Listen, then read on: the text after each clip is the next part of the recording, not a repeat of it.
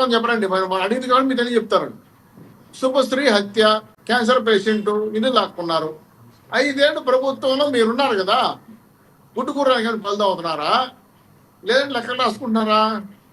ఈ రోజు వైఎస్ఆర్సీపీ 5 ఏళ్ల ప్రభుత్వంలో 70,000 కేసులు ప్రతిపక్షాల మీద పెడితే 2,600 మంది 2,600 కేసులు అమరావతి రైతుల మీద పెడితే 975 మంది మా పార్టీ నాయకులు చంపేస్తే ఎక్కడ కేసు ఉందండి? ఏ ఏరియాలో కేసు పెట్టారండి?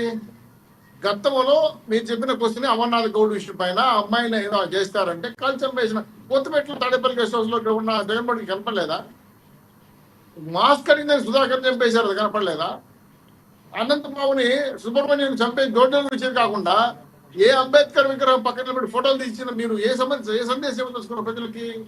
సో దళితులు స్థిరమనడం కాదు, దళితుల మీద మొత్తం విషయం చేశారు. కర్నూలులో అయితే భాషని భయంకరంగా వాళ్ళ కుటుంబాన్ని ధ్వంసం చేసి వాళ్ళ వాస్తు రాసుకుంటే రైలు కింద చనిపోయాడు ఆయన. మరి ఆయన ఏం చేశారు? కర్నూలులో ఒక గుడి వైవారు ఏది ఆచితుంటే టికెట్లు ఇవ్వలేదంటే చర్నాకోలతో కొట్టారు మీ వైఎస్ఆర్సీపీ నాయకులు, బ్రాహ్మణులు చూడకుండా. అప్పుడు కనపడలేదు మానవ హక్కులు. నెల్లూరులో ఒక సాకలి సంబంధించిన ఒక ఆవిడ, రజికుల ఆవిడ, నాకు రేషన్ కార్డు పింఛన్ ఇవ్వలేదంటే గుడ్డలు పెట్టి కొట్టాడు ఎమ్మెల్యే సాక్షిగా. మరి ఆ రోజు రజికులు కనపడలేదా? మా జిల్లాలో, చిత్తూరు జిల్లాలో దళితుల భూములు మీ మాజీ ఉప ముఖ్యమంత్రి లాక్కుంటే అడ్డుపడిన దానికి కేసులు పెట్టి దుర్మార్గం లోపల ఎదుర్కొంటాడు, అది గుర్తురాలేదా?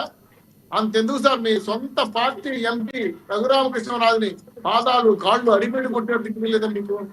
సో మీ పార్టీ సోషల్ ఎలిమెంట్ గ్యాంగ్, మీ పార్టీకి వైఎస్ఆర్సీపీ పార్టీ మార్చేసి సోషల్ ఎలిమెంట్ గ్యాంగ్ అని పెట్టుకుంటే సరిపోతుంది. ఎందుకంటే ఆ పార్టీ నాయకులు మీరు మాట్లాడే మాట్లాడే సమర్థిస్తున్నారా, వ్యతిరేకిస్తున్నా అర్థం కావట్లా.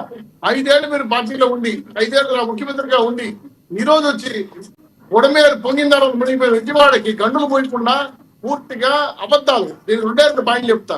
ఢిల్లీలో కూర్చొని ఏం చెప్పారు? 36 మంది చనిపోయినారు ఆంధ్ర రాష్ట్రంలో, రాష్ట్రపతి పరిపాలన పెట్టారు. ఆ పేర్లు ఏందయ్యా స్వామి అంటే అడ్రస్వామి పార్టీ. ఇప్పుడు విజయవాడకు వచ్చి 60 మంది చనిపోయినా చెప్తున్నారు. ఆ పేర్లు ఏంటి ఆ స్వామి అంటే వాళ్ళ పార్టీ. ఇవి అబద్ధాలా నిజాలా? మీ హత్యలు, మీ రాజకీయాలు, సొంత చిన్నాన్న వివేకానంద చంపినారే, ఆ రక్తపు అడుగు నుంచి పుట్టిందని మీ సొంత చెల్లెలు సునీత చెప్పారు. వైఎస్ఆర్సీపీ పార్టీ మా నాన్న రక్తం అడుగు నుంచి పుట్టిన పార్టీ, ఫ్యాక్టరీస్ పార్టీ ఆమె చెప్పింది. సమాధానం చెప్పలేకపోతున్నారు మీరు. మీ గౌరవాధ్యక్షులు విజయలక్ష్మి పక్క వెళ్ళిపోయారు, సొంత చెల్లెలు వేరే పార్టీకి వెళ్ళిపోయారు, మీతో పాటు పెళ్లి చేసిన ఇంకో చెల్లెలు దూరం వెళ్ళిపోయారు మీ మీద కేసు పెట్టి. సో హత్యలకి పరాకాష్ట, అక్రమాలకి, దుర్మార్గానికి కేర్ ఆఫ్ అడ్రస్ రాష్ట్రంలో దుర్మార్గ దౌర్జన్యాలే కాకుండా చౌదరి గారు ఒకటి, ఇప్పుడు ఏదైతే గతంలో చట్టపరంగా ఎవరైతే నేరం చేస్తున్నారో వాళ్ళందరికీ కూడా తగిన శిక్ష మీ ప్రభుత్వం వేస్తుందా? మరి తగిన శిక్ష వేసే క్రమంలో చట్టం తన పని తాను చేసుకుపోతుందంటే జగన్మోహన్ రెడ్డి గారు మాట్లాడిన మాటలకు కానీ, ఆయన వేసే ప్రశ్నలకు కానీ మీ ప్రభుత్వం ఏం సమాధానం చెప్తుంది? ఏదో గతంలో అభిమానులంతా కలిసి ఆ రకంగా నన్ను తిట్టినందువల్ల అలా రియాక్ట్ అయ్యారు, అలాంటి వాళ్ళని కూడా మీరు అరెస్ట్ చేస్తారా? ఇది అన్యాయం అని చెప్తున్న జగన్మోహన్ రెడ్డి గారి మాటలు ఏమంటారు మీరు? అది చెప్పండి. Telugu Desam party, Janasena, BJP, NDA కూటమిలో ఎవరు కూడా కక్షలు దెబ్బ చర్యలు చేయము. మీరు ఎవరైనా చేస్తుంటే తీసుకురండి, నిర్దాక్షిణ్యంగా పార్టీని తొలగిస్తారు. ఇంతవరకు చేసిన సోషల్ లిమిట్లు కానీ, రాజ్యాంగబద్ధంగా విరుద్ధంగా మాట్లాడిన కార్యక్రమాలు కానీ, లేదంటే ప్రజలు దోసుకున్న దుర్మార్గులు కానీ చట్ట పరిధిలోనే కేసులు పెట్టి విచారించి వాళ్ళకి ఎటువంటి శిక్షలు వస్తే చట్ట పరిధిలోనే చేస్తాం. ఎవరిని వ్యక్తిగతంగా దూషించే ప్రసక్తే లేదు. ఈ రోజు కృష్ణానదిని ముంచేసి బాగుకోవాలనుకున్న 3 పడవలకు రంగులతో సాకు పట్టుబడిన 2 డ్రైవర్లు కూడా వాళ్ళు చెప్పేది ఒకటే, జగన్మోహన్ రెడ్డి గారు సత్యనారాయణ ఫోన్ చేశాడంట ఇలా చేయమని చెప్పి.